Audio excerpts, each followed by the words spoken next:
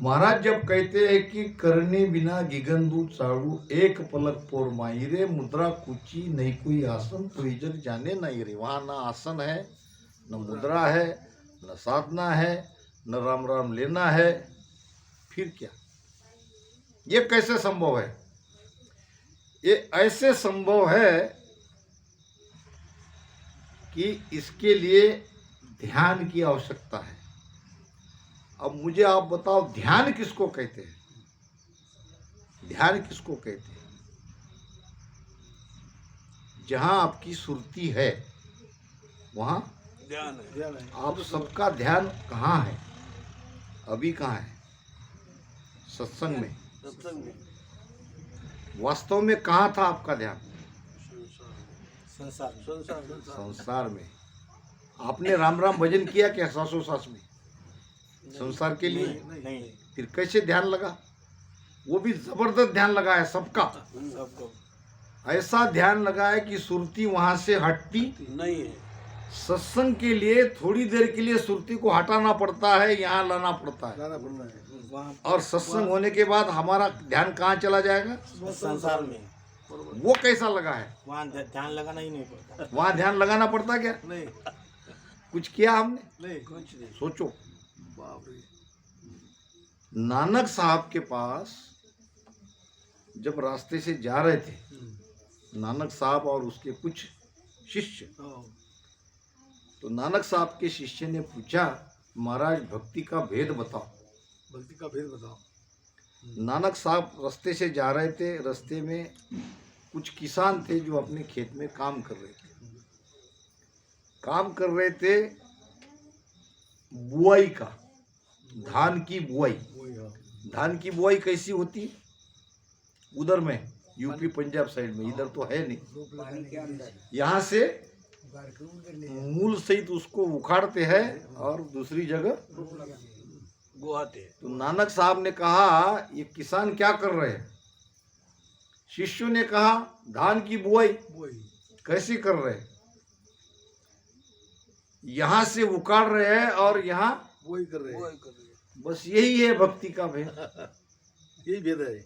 आपकी सुरती जहां लगी है वहां से निकालो, उधर लगाओ। अब वहां सुरती कैसी लगी है इसकी खोज करो। क्यों लगी है? वहां सुरती कैसी लगी है और क्यों लगी है? जब माता के पेट में हम थे तब तो महाराज कहते कि हमने प्रार्थना को, भगवान को प्रार्थना करी थी, इस नरक से बाहर निकालो, हम तुम्हारी भक्ति करेंगे। और फिर भूल गए।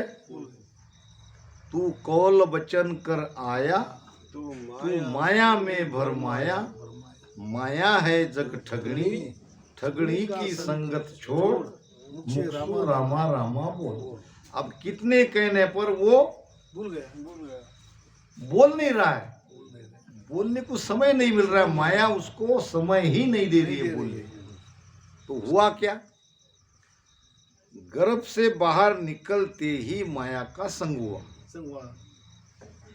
धीरे धीरे धीरे धीरे पहले संगत हुआ माता का। माता ने लाड़ प्यार से हमको खिलाया पिलाया बड़ा किया। माता पिता के अनंत उपकार है। फिर माता ने, ये तुम्हारा पिता है, ये तुम्हारा भाई है, ये तुम्हारी बहन है, धीरे धीरे हमको रिश्ते में उलझाया। फिर सब तरफ से लाड़ प्यार मिला और लाड़ प्यार में भूल गए क्या? इधर का ध्यान इधर लग गया पक्का। फिर धीरे धीरे एक एक इंद्रिया बलवान होती गई।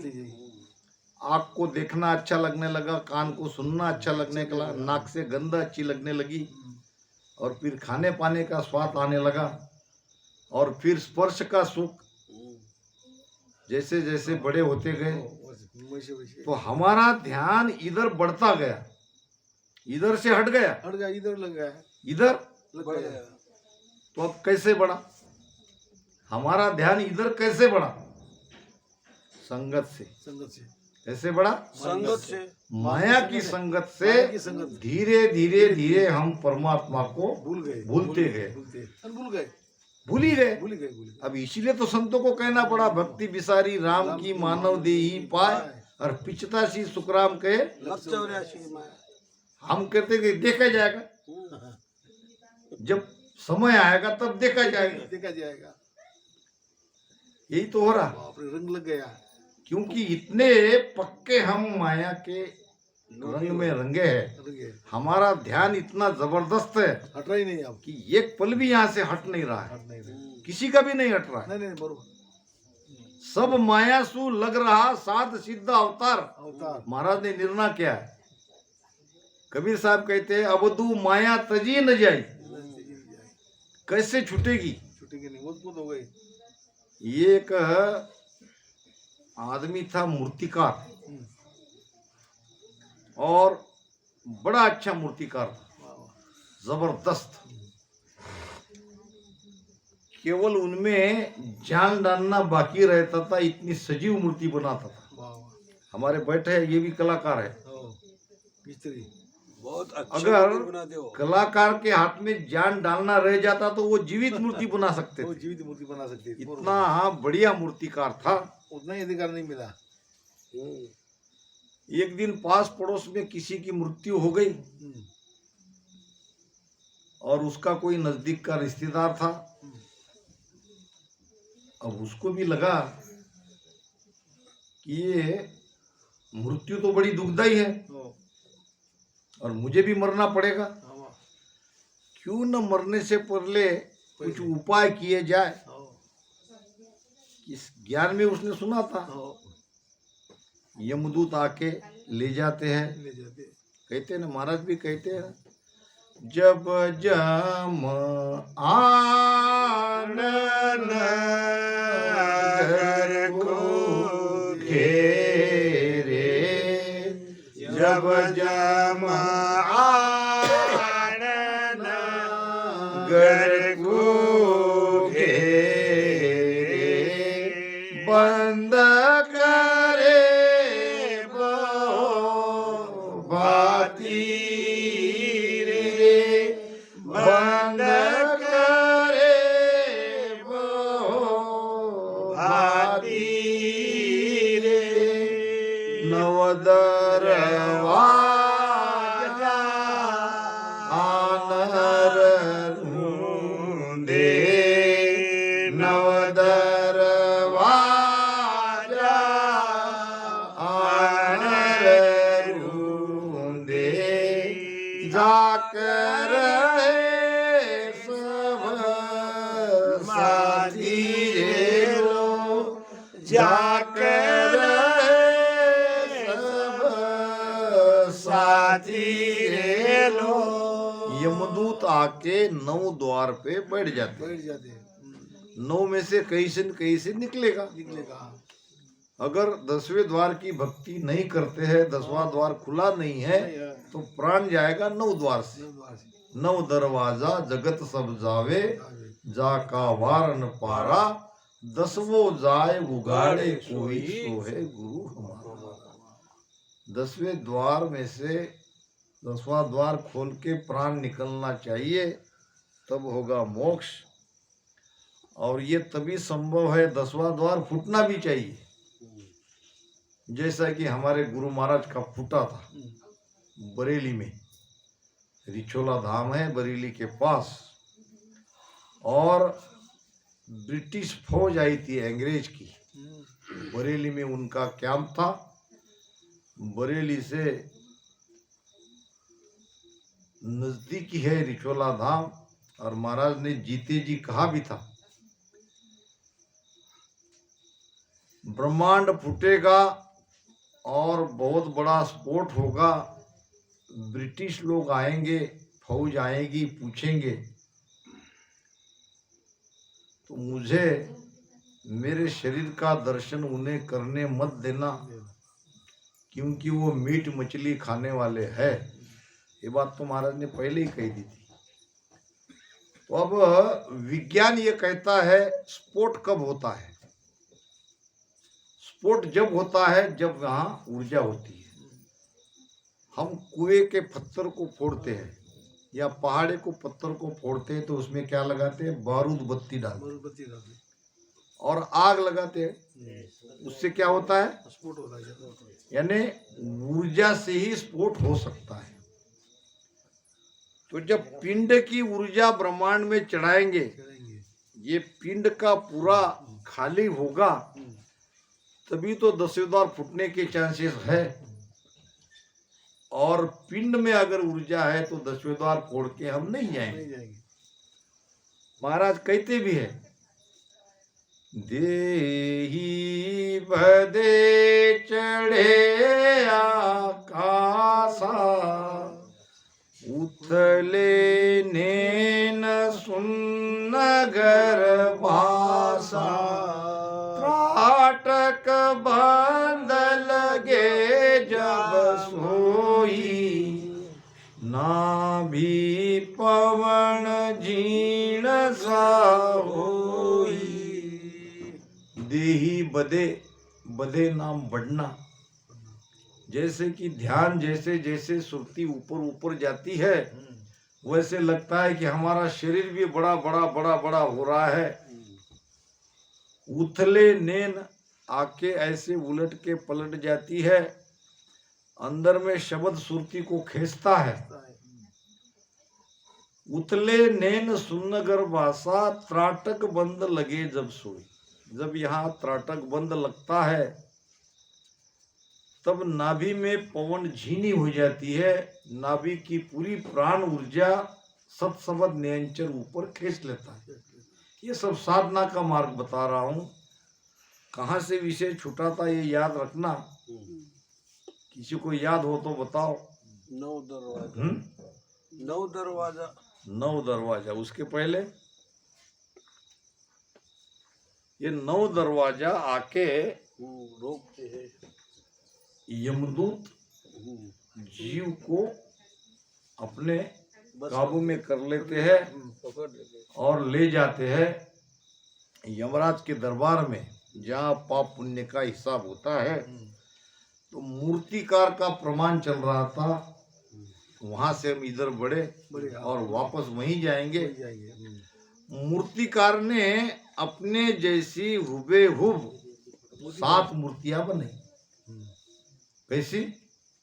अगर वो मूर्तिकार वहां खड़ा रह जाए तो सामान्य कोई भी ज्ञानी होशियार व्यक्ति भी ये 8वीं मूर्ति है ये नहीं पहचान, 8वीं कोई इंसान है ये नहीं पहचान पाएगा, वो भी मूर्ति के जैसा बना लिया। अब 7 मूर्ति उसने एक सरी की बनाई थी और बीच में वो भी खड़ा हो गया, वो भी खड़ा हुआ है मूर्ति के जैसा ही। सरीका सब सरीके। वो कहते हैं, बहुत पुरानी कहानी मैंने सुनी थी, कहीं एक जगह राष्ट्रपिता महात्मा गांधी का पुतला बनाना था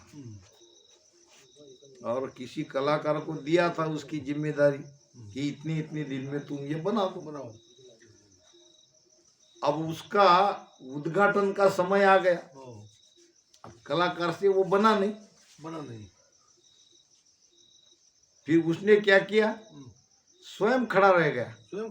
हाँ, ऐसे बिल्कुल महात्मा गांधी के जैसे कलर बिलर कर लिए, लाठी ले ली, चश्मा ले लिया और खड़ा रह गया। अब वो आए जो कोई मिनिस्टर थे उद्घाटन के लिए, अब कितनी देर तक खड़ा रहेगा वो, कहीं ना कहीं तो हिलेगा। तो ज्यादा देर वो सबको बेवकूफ बना नहीं सका, उसकी बात पकड़ में आ गई। कहीं ना कहीं तो चेतन अगर है तो हलचल होनी है। अब ये मूर्तिकार ऐसे बैठ गया, ऐसे बिल्कुल उन मूर्ति में, और सचमुच यमदूत आ गए उनको ढूंढते ढूंढते, समय आ गया और ये छुपा है 7 मूर्ति में, 8वीं मूर्ति बनी और सब हुबेहुब एक सरी की। मगर यमदूत भी होशियार है, हम होशियार है तो वो होशियार नहीं क्या? वही होशियार है, वो भी होशियार है। उनके पास भी बहुत बड़ी बुद्धिमत्ता है। अब उसने बहुत बढ़िया दाव फेंका यमदूत ने, हाँ यमदूत भी आता है तो कोई शरीर में आता है किसी, आता है। ऐसा पता नहीं चलता। हम्म, जैसा कि एक माई का 20 साल का बेटा था, हाँ सांप ने उसे डस लिया, हाँ एक ही बेटा था हाँ, और माता रोने लगी, हम्म, सांप का मेरे बेटे ने क्या बिगाड़ा था जो उसने डस लिया, मेरा बेटा मर गया। मर गया। और विधवा थी, हम्म, एक ही बेटा था, मेरी जिंदगी अब दुख में ही रहेगी। तो सांप को कोस रही तो सांप सामने आ गया सामने आ गया। और कहने लगा, माता जी मेरी गलती नहीं है, नहीं है, हाँ मेरी गलती नहीं है, तुम्हारी गलती नहीं, फिर तुमने तो काटा, काटा। मेरे शरीर में यमदूत ने प्रवेश किया, हाँ, मेरे शरीर में यमदूत ने प्रवेश किया। यमदूत ने प्रवेश किया, मैं कहाँ काटने वाला हूँ, मेरा क्या। तो यमदूत ने प्रवेश किया, उसने आपके बेटे को काटा। काटा। अब यमदूत को कोस रही तो यमदूत हाथ जोड़ के खड़ा रह गया, माता जी मेरा कोई दोष नहीं, मुझे तो यमराज ने भेजा। फिर यमराज के लिए रो रही कि यमराज को मेरे ही बेटे को ले जाना था, क्या यमराज आया? माता जी मैं तो किसी का बेटा किसी का पिता नहीं देखता, नहीं देखता। मैं तो उसका कर्म देता हूँ, हाँ, देखता। जितनी इसको श्वासा दी थी वो श्वासा उसकी खत्म हो गई, मुझे ले जाना पड़ा। कहने का मतलब कि यमदूत भी किसी न किसी शरीर में प्रवेश करता है, कोई न कोई कारण कोई न कोई बहाना ढूंढता है। ढूंढता है। अब वो अटैक क्या कहो, ठोकर लगने का कहो, एक्सीडेंट का कहो, ये सारे बहाने ले जाता है यमदूत। अब यहाँ लेने आए तो ये बहुत ही होशियार आदमी, कलाकार। अब उसने क्या किया, क्या बढ़िया मूर्ति बनाई है, एक से एक बढ़िया मूर्ति बनाने वाले को मानना पड़ेगा। अब उसकी प्रशंसा हो रही, बराबर कान, प्रशंसा होती है तो कान लगाते ही हम, कुछ अच्छी बातें कोई हमारे बारे में अगर कहता है तो हम बराबर ध्यान से सुनते हैं, सब तरफ से मन को हटाते हैं। बात मेरी हो रही ना। क्या मूर्तिकार है, बहुत बढ़िया मूर्तिकार है, थोड़ी सी गलती हो गई। क्या कहा उसने, थोड़ी सी गलती हो गई। अब इसका मतलब क्या था कि अब कोई ना कोई तो जो बोलेगा तो असली बोलेगा, झूठ थोड़ी बोलने वाला है। जब इतनी ऊपर ले जाके मुझे थोड़ी सी गलती के लिए नीचे पटक रहा है तो मैं पूछ लूं इसको क्या गलती हुई है। अब जो असली था वो बोलने लगा, क्या हुई, यही हुई, तुम्हें तो मुझे पहचानना था। पकड़े बाल खींच के ले गए। तो यमराज होशियार है, माया का जाल बहुत बड़ा है, और एक जन्म में वो भी ऐसी भक्ति करके पार होना बड़ा कठिन है। तो अब करे क्या, अगर कोई बिरला ही जाएगा तो फिर अब बड़ी मुश्किल है। तो हमको ये सोचना पड़ेगा कि हम कैसे हमारा ध्यान संसार में गया, उससे उल्टा चलो। अब क्या करो, उल्टा चलो। अब उल्टा चलो, उसका विरोध में उसकी। अभी बहुत अच्छी बात अभी हमारे महाराज ने बताई, पुर सिंह महाराज ने क्या बताई, संगत बिन तिरियो नहीं, ना सुधर्यो जुग माय, डूब्यो सोई सुख राम कहे, कुसंगत में जाय। अब ये तो पक्की बात हो गई, संगत के बिना हम भवसागर से पार नहीं होते। संगत बिन तिरियो नहीं, और ना सुधरियो जग माय, जगत में भी आपको अपने आप में सुधार भी तो करना है, अपने आप को विकारों से तो अलग करना है, विकारों को दूर करना है तो संगत, भवसागर से पार करना है तो संगत। तो मूल में क्या आ रहा है, संगत। दिन सोई है, दिन सोई है, जास सतसंगत पाई रे। क्यों करे महाराज? हाँ महाराज सत्संगत जिसको मिल रही है ऐसे को धिन्न क्यों कर रहे हैं कि सत्संग ही परिवर्तन का मार्ग है।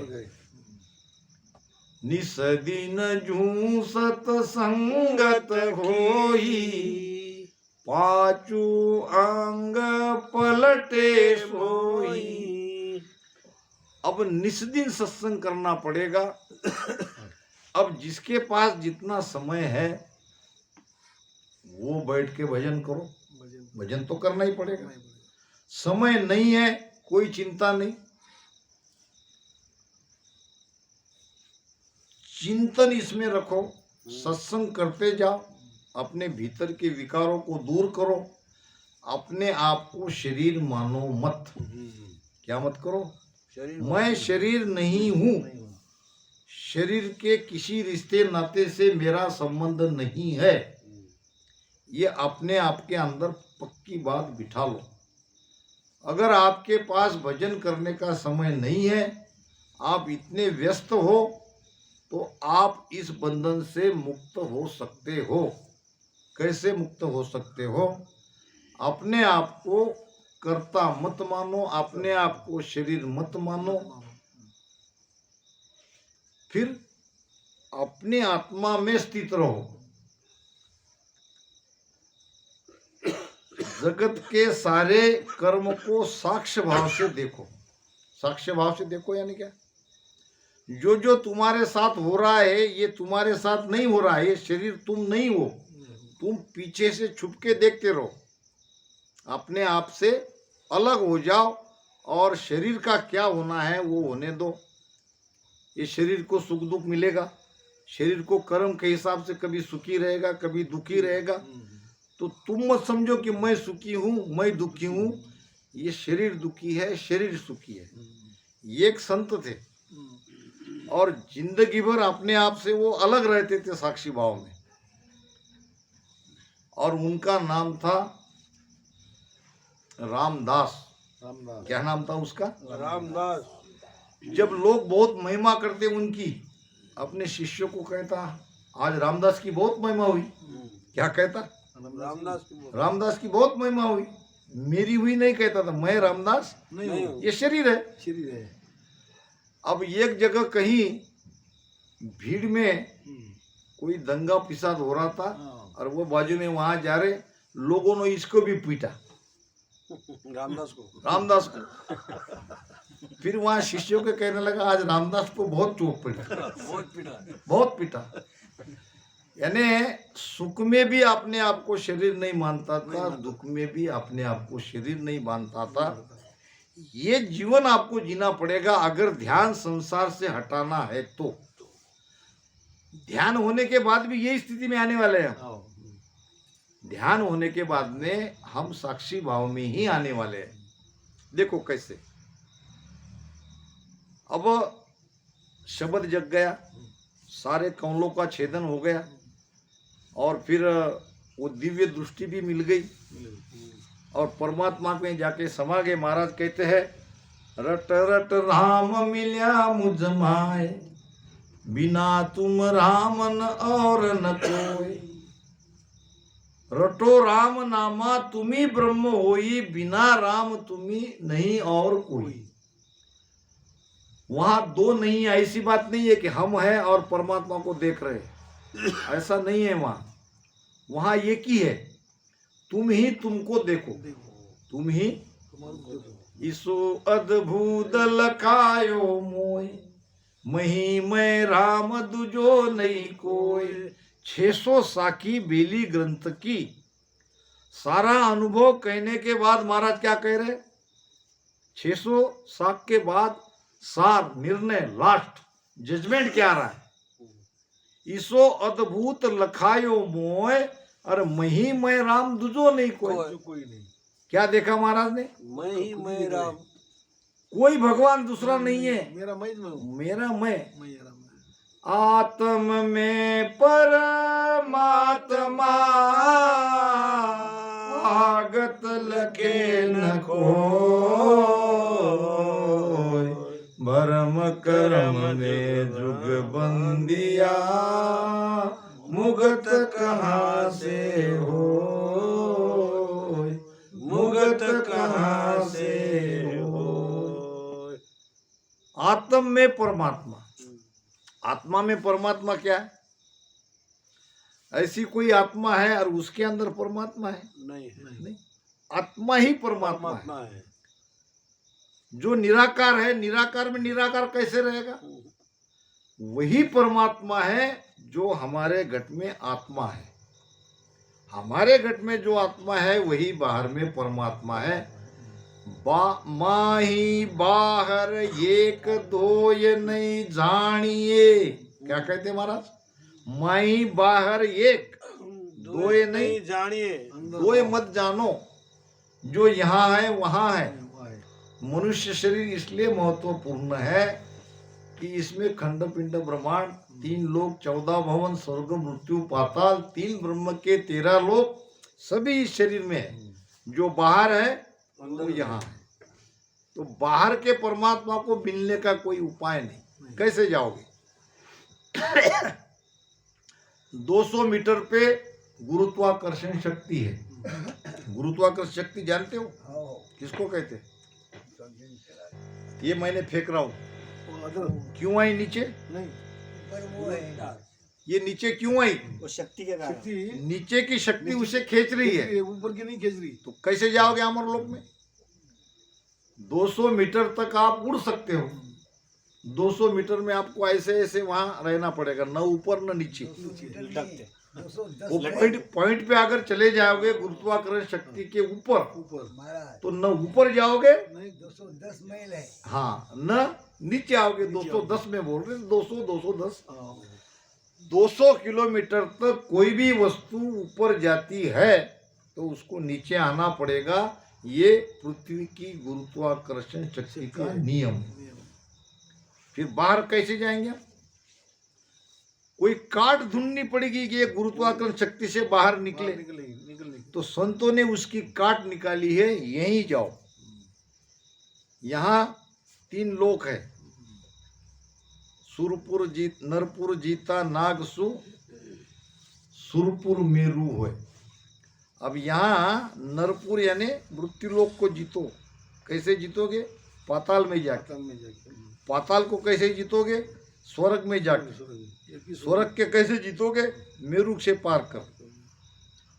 3 लोक 14 भवन से कैसे बाहर जाओगे? यहाँ आने पर, यहाँ त्रिकुटी में। नीचे रह गए 3 लोक 14 भवन। इतना सारा ये जो मृत्यु लोक है ये नीचे रह गया। हम ये मृत्यु लोक के ऊपर चले गए। ऊपर जो स्वर्ग है वो स्वर्ग के भी ऊपर चले गए। हम पाताल से भी ऊपर चले गए जब हमारा ध्यान त्रिकुटी में आया। त्रिकुटी में ध्यान आया, इसको छोटा नहीं समझना। हमने 3 लोक 14 भवन को पार कर लिया। अब हमारी यात्रा ब्रह्म के लोक में आगे जा रही है। ये इसी छोटी सी ये हमारी खोपड़ी में सारा ब्रह्मांड भरा है। सारे ब्रह्मांड के रहस्य वैज्ञानिक लगा सकते हैं कि नहीं लगा सकते, मगर हमारे संतों ने पहले ही लगाया। और यही तो सब हो रहा है। उड़ने की बात आ रही है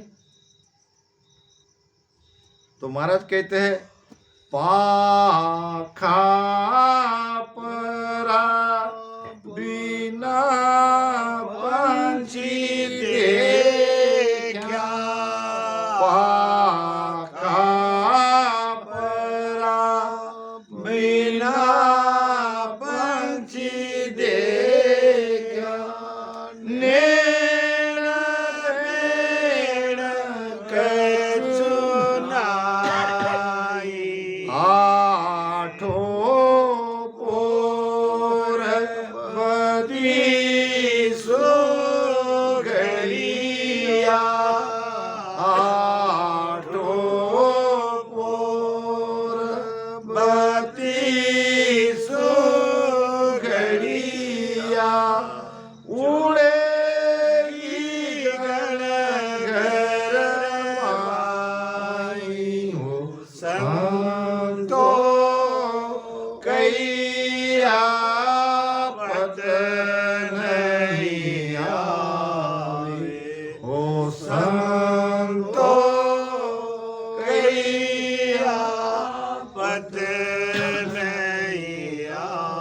कृपा करे दया गुरुदेव जी, कृपा करे दया गुरुदेव जी, जब शीश का भ्रम गावे हो संतो कैया पत नहीं आवे। पतनाम विश्वास कहने पर कोई विश्वास नहीं करता है और करना भी नहीं चाहिए। काम सिद्ध नहीं होता। संत जो कहते हैं उस पे जगत विश्वास नहीं करता है। क्यों नहीं करता है? उनको अनुभव नहीं हुआ। अनुभव नहीं हुआ। इसलिए महाराज कहते हैं कि संतो कहिया पत नहीं आवे, कहीं न माने कोई भेद अर्थ आवे नहीं। फिर कब? कृपा करे दया गुरुदेव जी, जब शिष्य का भ्रम जाए। सदगुरु की कृपा होगी तब कहेंगे कि गुरु महाराज कहते थे वो बात सत्य थी। अब क्या कहे गुरु महाराज? बिना पंख से, बिना पाखा से ऐसे पक्षी को मैंने देखा जिसकी न आँख है न जबान है, मगर वो 8 पोर 32 घड़िया। उड़ रहे। अब 8 पोर की घड़िया कितनी होती है? 8 पोर 64 घड़ी। फिर यहाँ 32 कैसे आई? इनका प्रश्न था, आज बता देता हूँ। कोई जानते हो तो बताओ। 8 पोर की घड़िया कितनी होती है? 64। महाराज कहते हैं 8 पोर 64 घड़ी रसना झड़ लागे, तब पांडे सुखराम कहे तब तीनों भागे। घड़िया कितनी चाहिए? 8 64। और यहाँ 32 हो रही। 8 पोर 32 घड़िया, 64 घड़िया क्यों नहीं हुई? तो मैं बताता हूँ कारण। 32 घड़िया और 64 घड़िया का क्या मतलब है?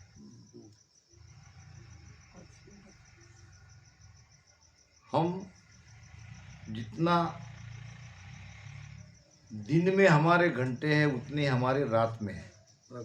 24 घंटे में 12 घंटे रात, 12 घंटे दिन। कहा जाता है 24 घंटे। हम एक दिन बड़े हो गए, क्या कहते हैं? एक दिन बड़े हो। एक रात बड़े, एक दिन एक रात बड़े हुए, ऐसा कहते क्या हम एक दिन बड़े हो गए।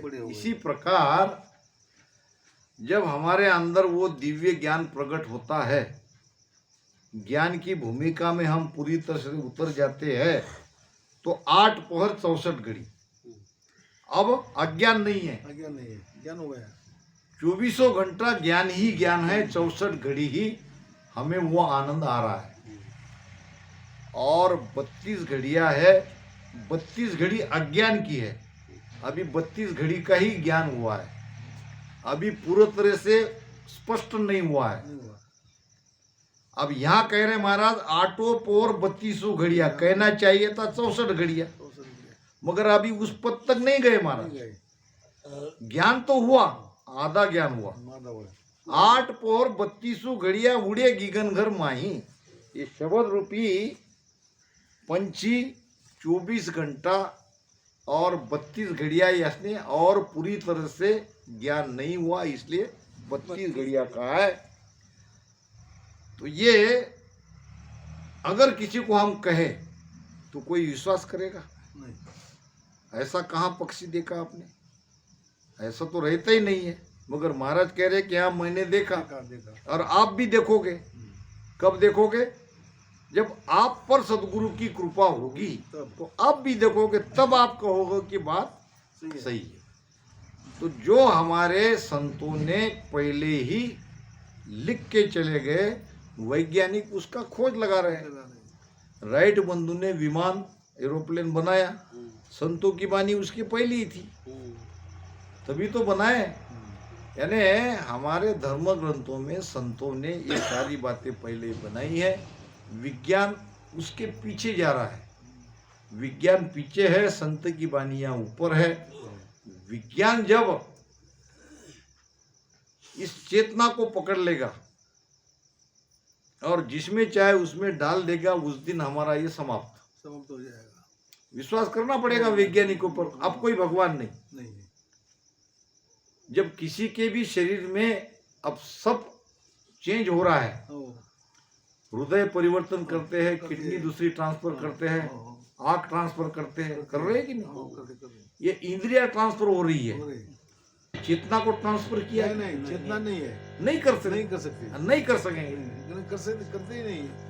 जब तक चेतना को ट्रांसफर नहीं कर सकते तब तक हमारा ज्ञान सत्य है। जब वो बात बनेगी तब देखा जाए।